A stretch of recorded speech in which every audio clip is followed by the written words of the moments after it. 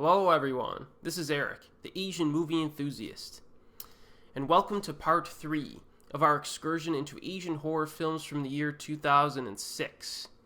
I have enjoyed all of the films that we will be discussing tonight to a greater or lesser degree, so if you have not seen some of these titles, perhaps my descriptions and thoughts will convince you to check a few of them out. And as always, titles for all the movies I discuss will be listed in the description box below. So let's get our first film of the evening here, since we have a lot to cover tonight. And this first film is an odd one. It's an odd one. And it is called Cat-Eyed Boy, also known as Nekome Kozo, a Japanese horror comedy. Now take a look at this guy. Take a look at him. You better watch out, because he's eyeing you up. What a weirdo. This one's pretty good, though.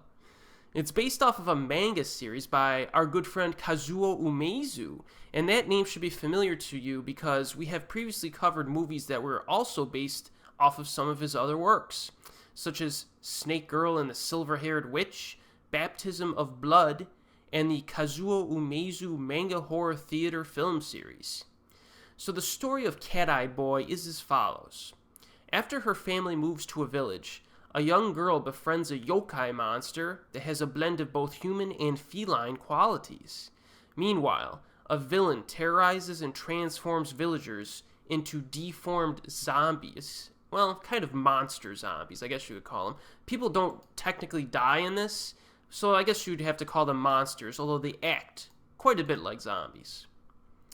Now, the opening scene seems to be an homage to the J-horror films from the 50s and 60s, and some of those references do continue throughout the rest of the film.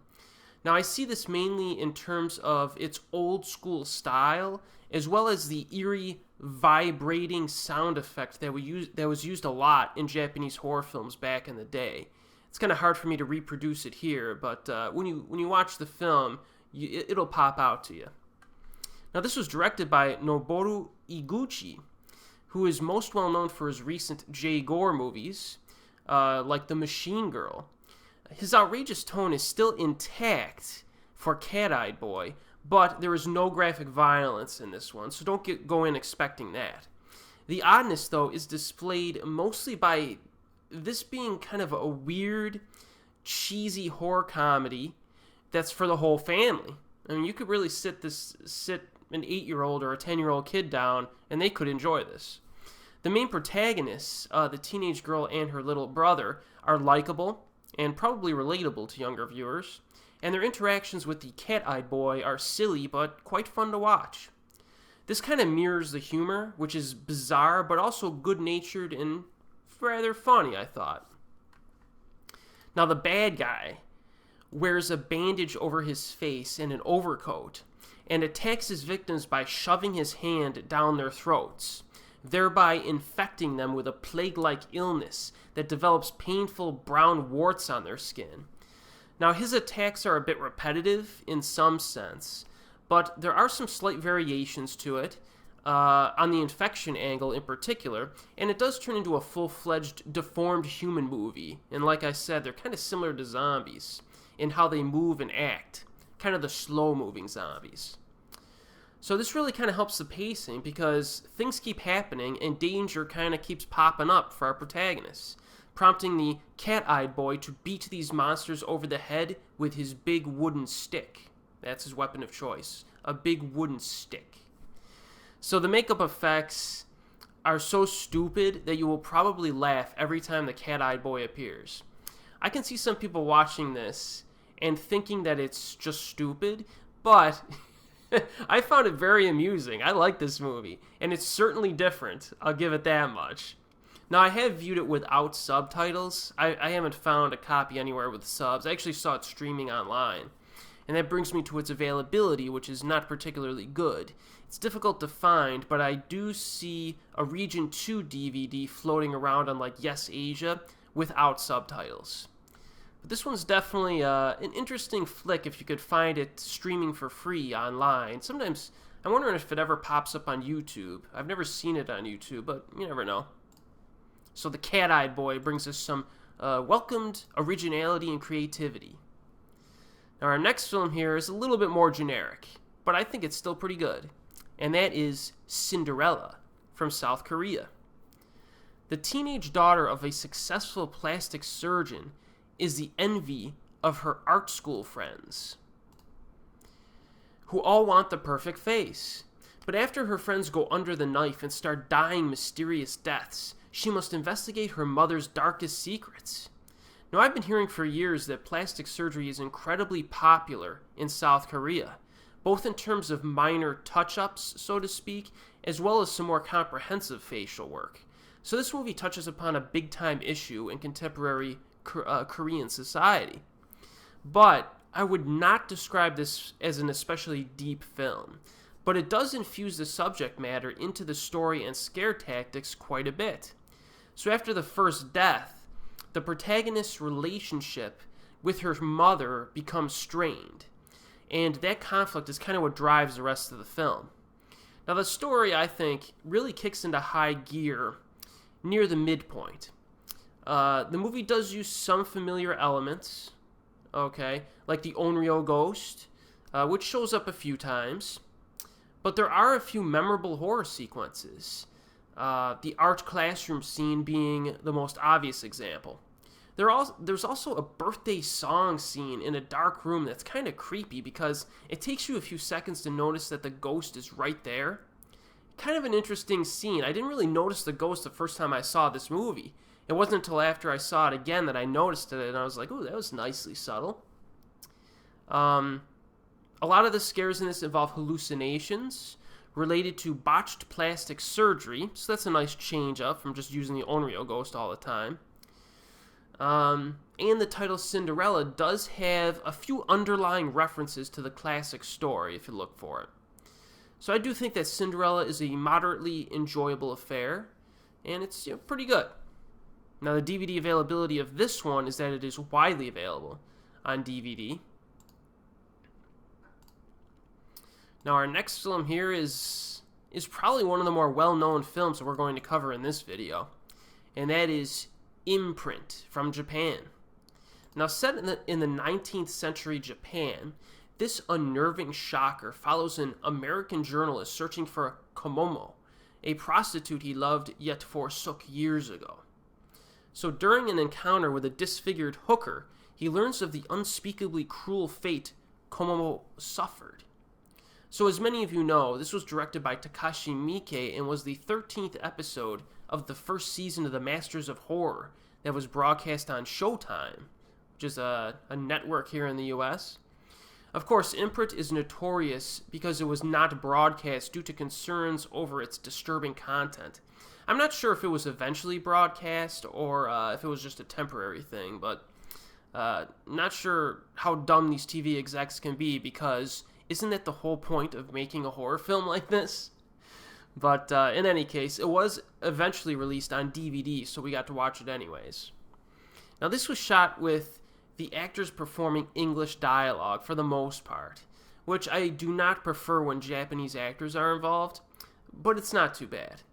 And certainly not as awful as Miike's subsequent film, Sukiyaki Western Django. In that movie, you could not tell what anyone was saying. That's not one of Miike's best, I'll tell you right now. But it's not the Japanese actors in Imprint that we need to worry about. Oh no, no.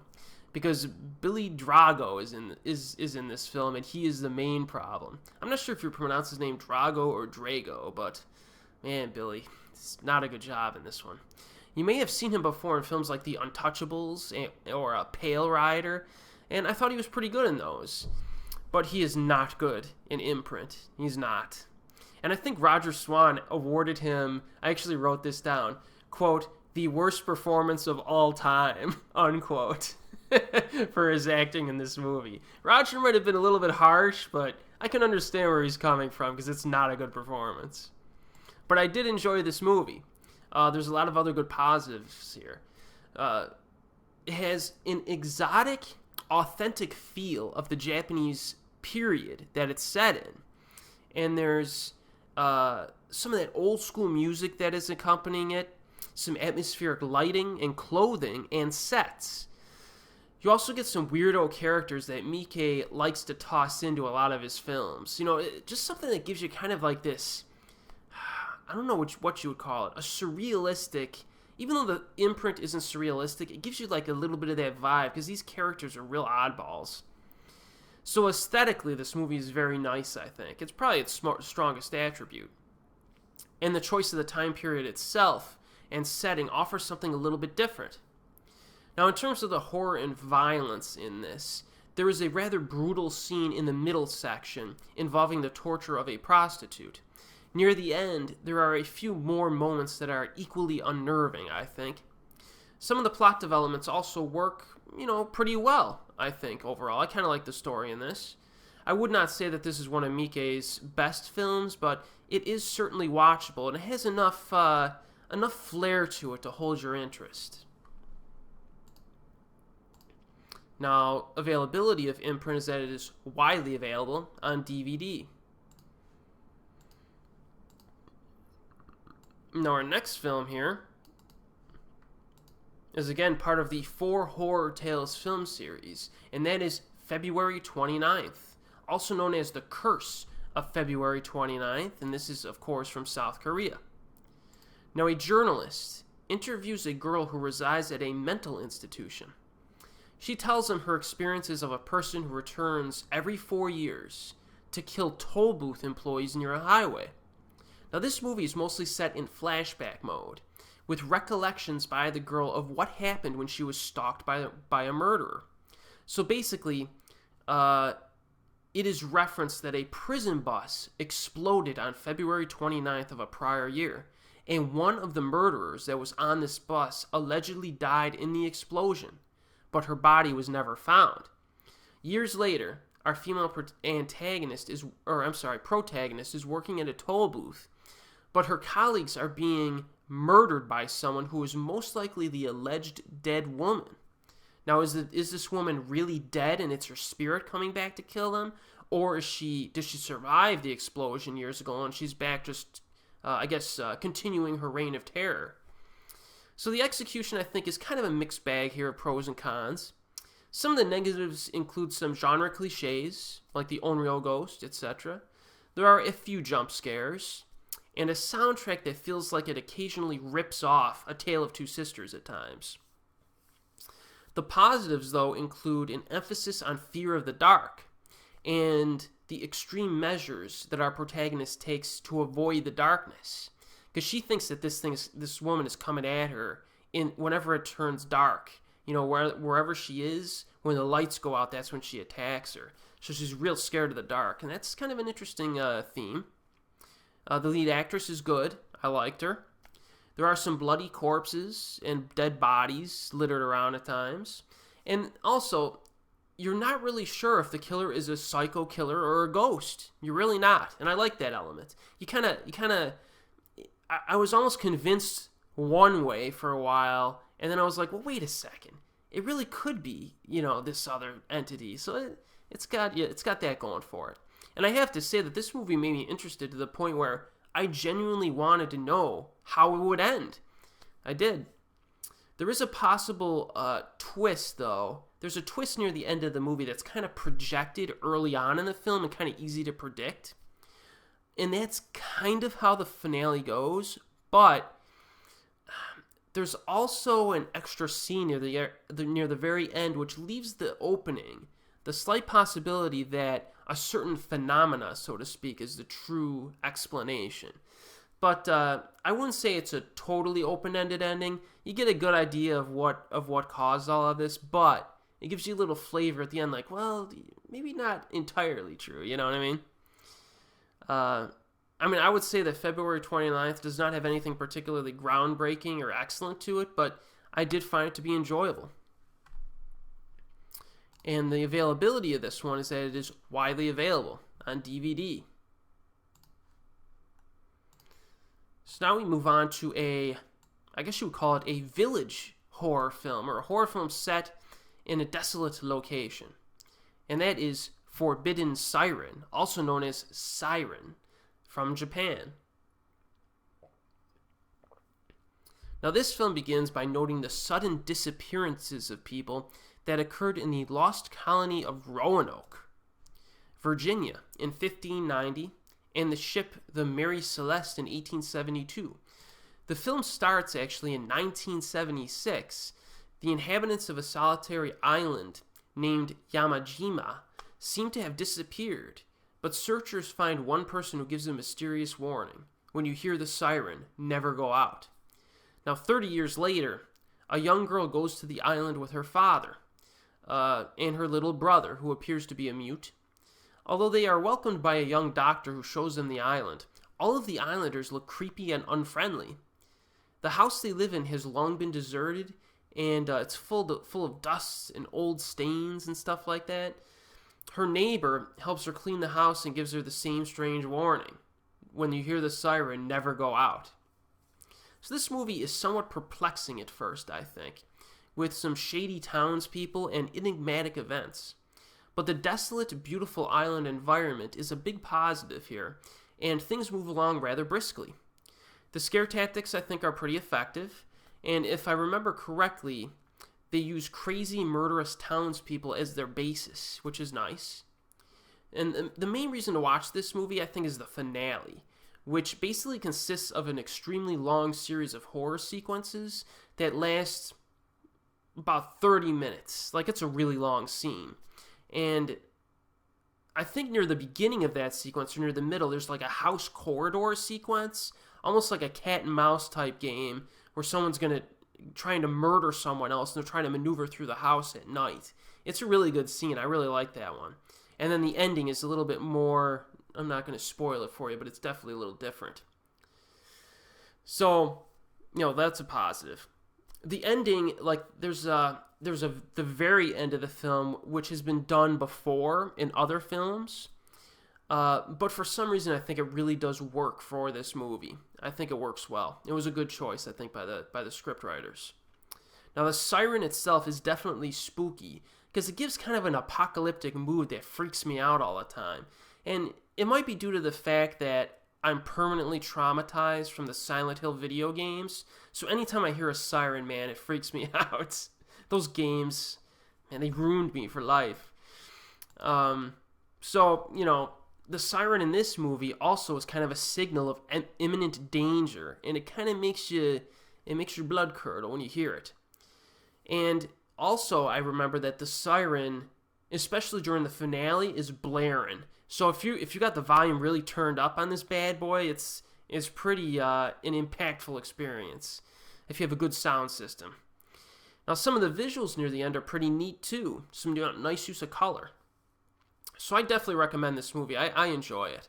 And it's directed by Yukihiko Tsutsumi, who directed a lot of stuff. We've already covered a few of his other films, like Egg and some of his other stuff. So, Forbidden Siren, I liked it. Now, unfortunately, this is one of those films that used to be easy to find online, but not anymore. I did see a Region 2 DVD without subtitles. I must say, I think I've seen it posted on like YouTube before, but couldn't find it recently. Look out for it. Alright. Our next film here is the third in a trilogy. So now, what are the chances that a third in a trilogy is going to be any good? Let's find out. It's gotta be, if it's in this video, because I liked all the films. And that is One Missed Call, Final, from Japan, of course. So this third installment concerns a class of Japanese students who travel to South Korea for a field trip. But one of their phones is infected by the one missed call virus, or curse, I guess you would call it, which throws their trip into a deadly experience. This film relies quite a bit on the nuance that you can actually forward your cursed message one time to someone else, who then cannot forward it any further. So this creates a lot of rivalry and human conflict between the classmates, who are given the power to choose who's basically going to die next. So compared to the previous two installments of this franchise, there is not as much creepiness in this third installment. I think the first film and the second film were a little creepier. Luckily, though, there are some other elements that pick up the slack. Now, one good play is how the spirit, as I mentioned before, kind of turns her victims against one another to the point of inciting some chaos at times, which creates some entertaining free-for-alls during the middle section of the movie. The body count is actually surprisingly high in this one. It's got to be higher than the first two films. But the deaths themselves are kind of a mixed bag. You know, whenever you have a lot of death scenes, it's kind of hard to keep the quality up for all of them. So they range from kind of average to pretty good. I don't think there's anything really spectacular in this movie, but there's some pretty good deaths. There's a clothes dryer scene that I liked a lot. It's probably my favorite. But there's also one rather unique scene involving a materialized chicken, and you'll know it when you see it. Quite odd, and I liked that. It mixed it up. So with that said, a high body count means that there are a lot of voice messages, right? A lot of missed calls. So you get to hear the creepy ringtone a lot in this movie. It comes up a lot. I should have counted. Just for the sake of documentation, it has to. I bet you I've heard that ringtone in this movie at least like 15 times. So if you're a fan of that ringtone, it's a positive, as long as you don't get sick of it, but you can't really get sick of that ringtone, can you? You can't. There are some intriguing plot developments along the way, involving one of the characters' unique relationship with the spirit itself, as well as the strategy of would-be victims to destroy the medium from which the spirit kills. And if you see the movie, you'll know what I mean by that. There's also a good twist near the middle that I didn't see coming. So this is kind of twisty, this one. And I think some of the twists are pretty clever, and they work well. Also, some of the plot developments are similar to what they were trying to do with Sadako 3D, which came out a handful of years ago. And the execution in One Missed Call 3 is a lot better than that movie. Now, there is a lack of adult presence because you're dealing mostly with high school kids. There's a few adults in the movie, like the teachers, but almost every protagonist in this movie is a high school kid. So it gives it kind of a teen slasher vibe, which some people might not like. And some of the side actors really aren't particularly impressive because you have so many high school kids in this. So at times, this does feel a little bit cheesy, even a little bit cheesier than the first two films. But there are a few popular actresses to spot. Maki Horikita, who we previously saw in Tales of Terror from Tokyo the movie back in 2004, and Meisa Kuroki, who has made appearances in Lupin the Third, Assault Girls, and the Crow Zero films. So if you like those two actresses, it's a reason to watch this. But overall, I like this one. It's different. You know, each of these three movies, even though they all have the Onryo ghost in them, they have their own nuance. You know, Miike just came correct with the first film, just a straight up horror flick with some flair to it. Second film focused a lot on adding complexity to the story and creating almost a little bit of a brain teaser for the viewer to sort everything out with all the information. Then the third one is almost like a horror thriller hybrid that just tosses in a lot of different things that you don't see in the first two films. So at least all three of these films are completely distinguishable from one another, so you gotta give this series that much. I do think that this third installment's probably slightly weaker than the second installment, which is slightly weaker than the first one, but I enjoyed it. It entertained me. And I rewatched this one rather recently, so I think it holds up. Now, DVD availability of One Missed Call Final is that it is widely available. And also, there's a box set out there that I actually just purchased a few weeks ago. It has all three films in it, as well as a bunch of special features, too, which I haven't gotten to yet. So that's definitely worth the purchase, I think. All right, our next film is another one it's pretty wacky, man.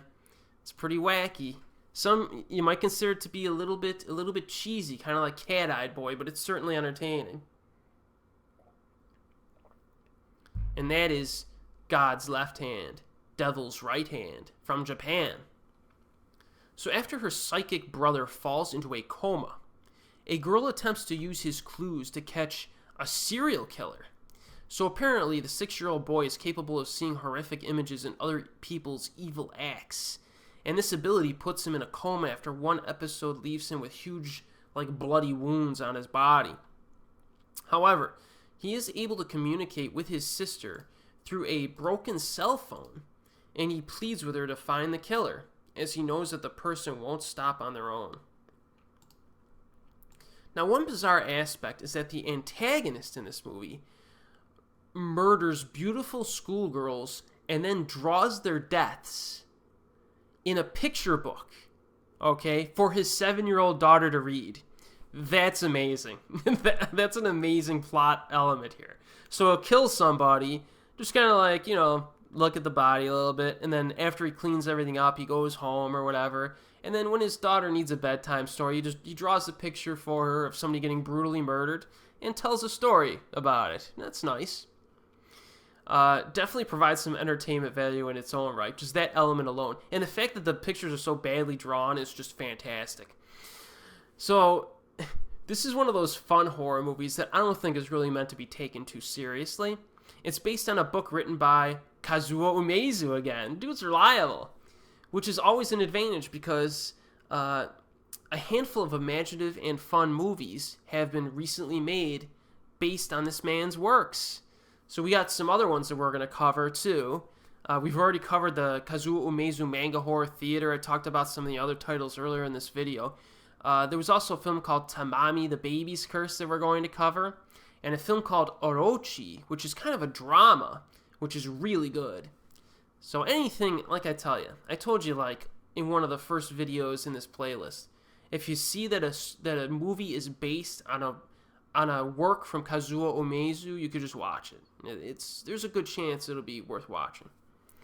So the antagonist is played by Tomaro Taguchi, who played Tetsuo the Iron Man back in 1989.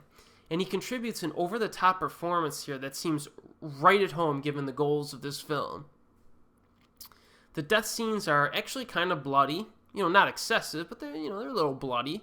And there's a healthy dose of absurdities, of course, and some cheesiness, so be prepared to chuckle a lot while you watch this one.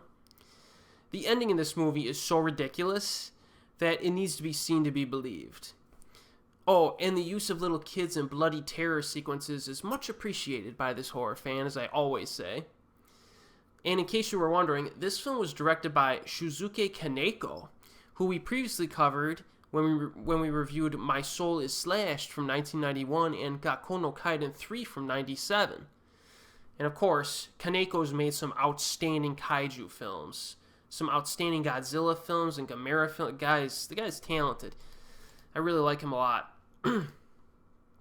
DVD availability of God's Left Hand, Devil's Right Hand is that it is moderately available on DVD. Alright, our next one here, we move to the Philippines, and it's another one that's a little different. It's got its own nuances to it, and I really like this one. It's called The Inheritance. Now, after inheriting a deserted house, two siblings join their cousin to peruse the newly acquired property, unaware that monsters roam the grounds. Well, that's not good. Our main protagonist is of Filipino heritage, but has lived in Canada for most of his life. Now, after he gets word that his family matriarch has died, he travels with his sister back to Manila to read over the grandmother's last will and testament.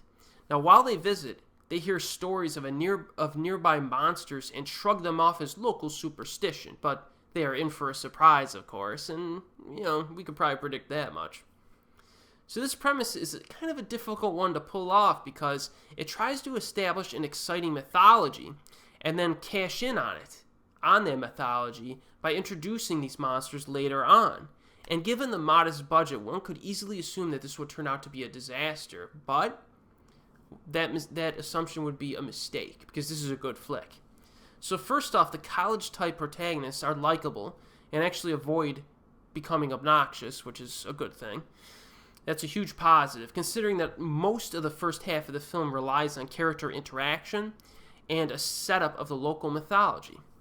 Now, second, two of the monsters, the tobacco-smoking giant and the winged half-bodied vampire woman, actually do show up near the end and look impressive. This is some pretty good special effects, I thought, here, too. And the strategy of not showing too much of the monster is successfully implemented. So this is, I was really impressed when they showed up near the end. So I'm like, wow, that looks good. And third, the pacing is still pretty solid. And although it slows down a little bit near the beginning of the second hour, it redeems itself with a lengthy finale, very fun finale. This one surprised me and I enjoyed it quite a bit. The Inheritance from the Philippines. Now, I saw this one on YouTube years ago, and so the availability on this one, it's just difficult to find. I looked for DVDs everywhere. Even DVDs without English subtitles, I can't find anywhere. So, I don't know what to tell you. But definitely put it on your list. If you can find it and you can watch it, it's one to seek out. Alright, our next one here is a bit more violent. It might be the most violent film we cover tonight.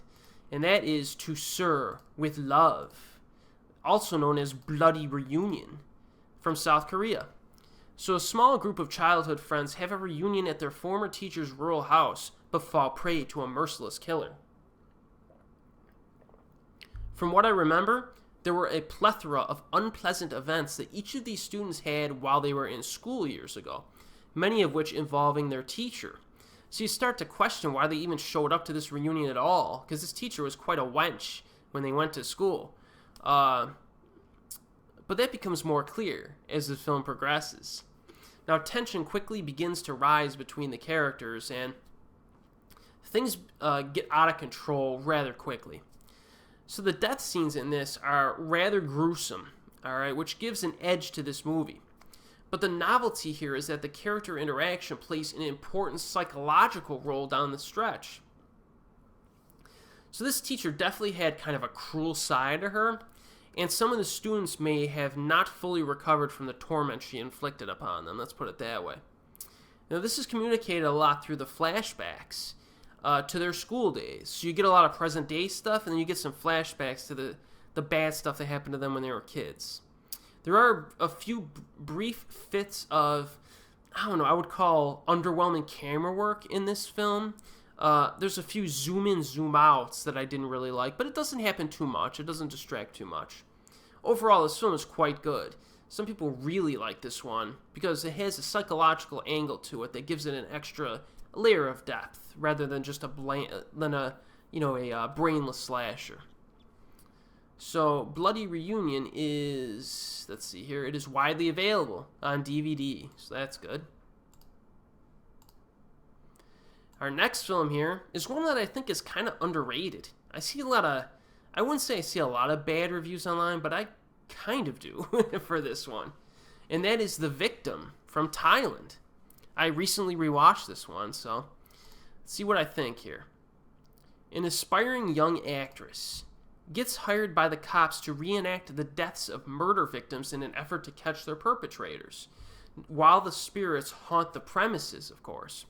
Now, after she reenacts the violent murder of a former beauty queen, she experiences a mystical connection with the dead woman and begins to have horrific visions. Driven by the nightmarish pictures in her head, she decides to look into the mysterious murder herself.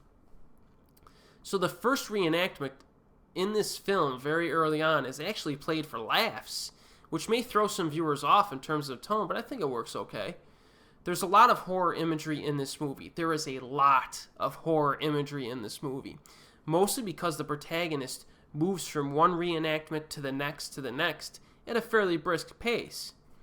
And with that many scare tactics thrown at you, you're naturally going to get a mixed bag of results. So some of these images, these scare tactics are just kind of okay. Others are quite good and creative. But not surprisingly, this storytelling structure does assist the pacing in the film, because things keep moving along pretty fast. If they're not throwing horror imagery at you, they're developing the story. And it does throw in a great twist. And the reason that the twist is great is because it is unexpected, but still very consistent with everything that came before it. And, there's some twists in movies that just come out of left field. There's some twists that are just too predictable. This one just, it skirts that line. I think it's very effective. Scriptwriters in general, I think, do a good job of keeping the viewer off balance here, while still maintaining a logical progression of events. I really like the twists and turns in The Victim. And the ending is also a surprise that I liked. I like twisty stuff here, and it's good. The lead actress is also good. but the supporting actor's a bit dodgy at times. There's certain times when the acting, I think, is a little off. Definitely a few mediocre to below average performances in this one. Also, there's other moments, when I was rewatching this movie this week, there's just some moments that just feel a little off. Maybe not necessarily in terms of the acting, but maybe just like the construction of the scenes. It's kind of hard to explain, but I suspect that the filmmakers were a little bit impatient at times and wanted to pack in as much horror imagery as possible. So some of the scares, some of the horror scenes feel a little bit too abbreviated. Like they just feel like they just, bam, they're there. You know what I mean? Some of them aren't sufficiently set up. You know, they're not all set up and then bam, they hit you with like a money shot, as I call it. So there's so many of them that's like, you'll be watching the film and then bam, there's a horse, image. Then a few minutes later, bam, there's another one, which does work in a way, but sometimes it doesn't, you know what I mean? But with those flaws in mind, I definitely enjoyed The Victim. I think it's definitely an entertaining film. I think it has its own nuances that makes it memorable and not just an average, ghost film. And I recommend it. And obviously the whole premise, the two big themes are the reenactments of murders and just acting in general, and the theme of performance, and the way those two are kind of blended in the film, I think makes this interesting. I recommend The Victim, which is widely available. Excuse me.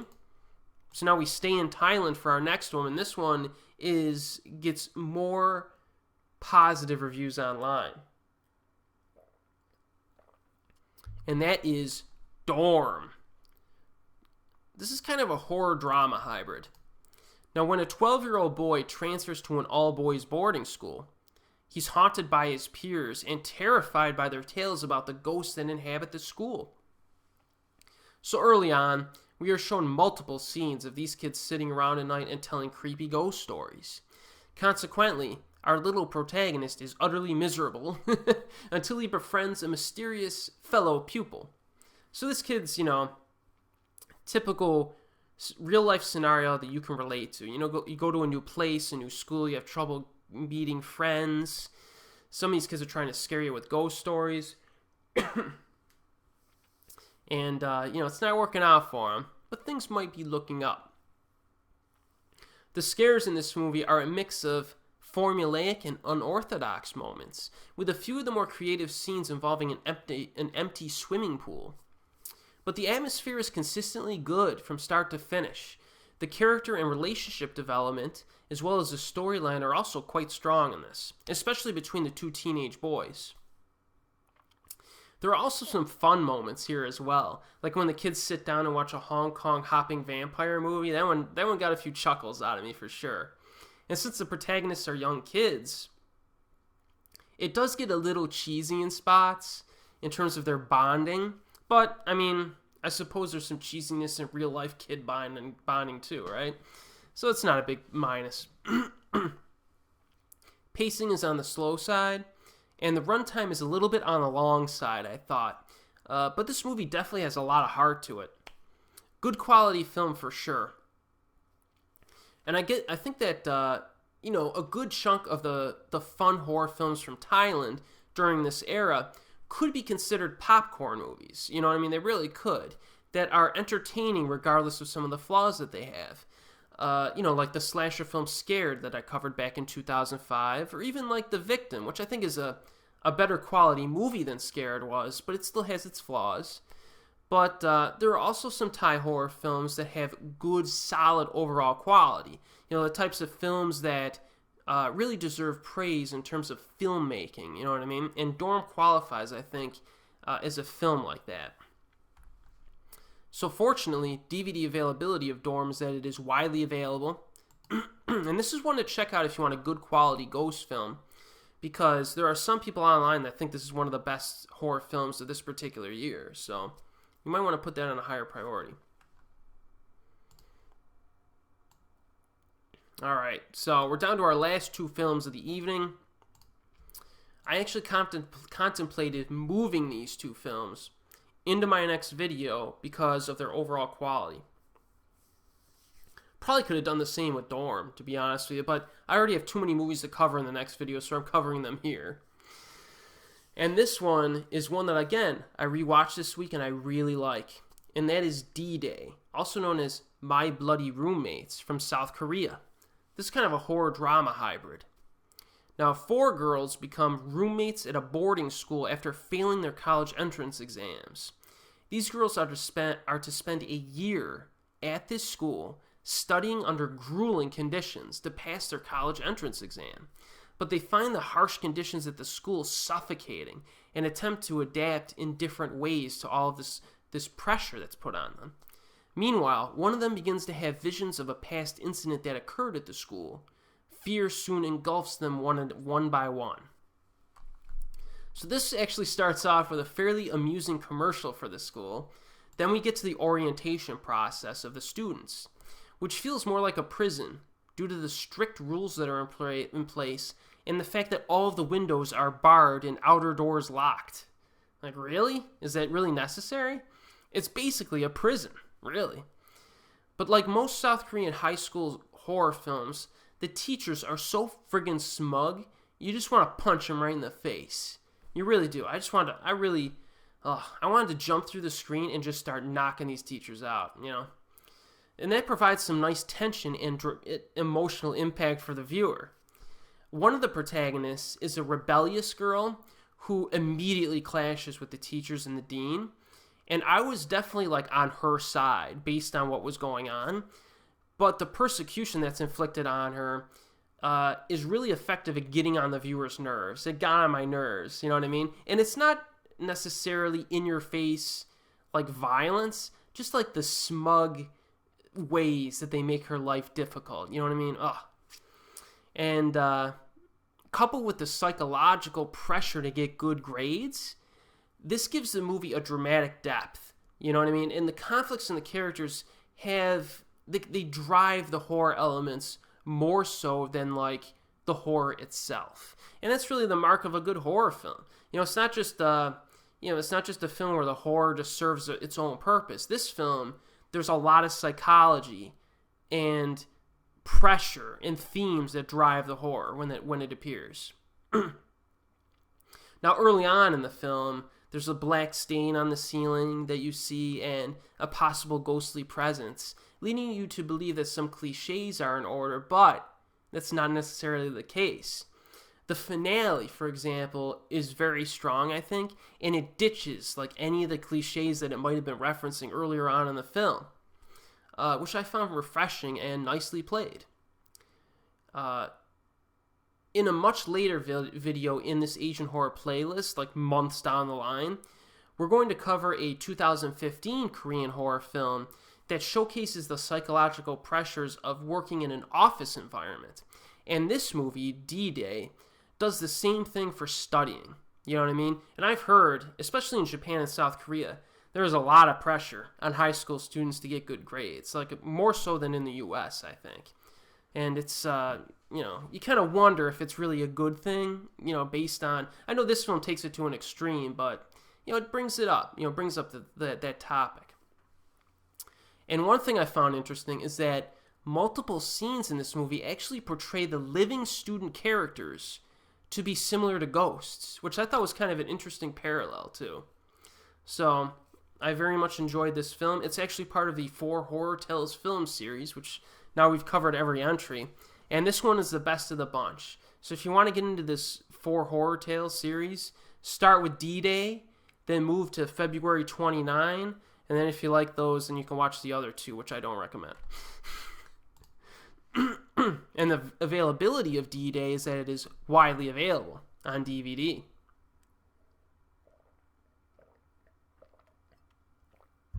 Alright, last film of the night, and it's arguably the best one. Arguably the best one.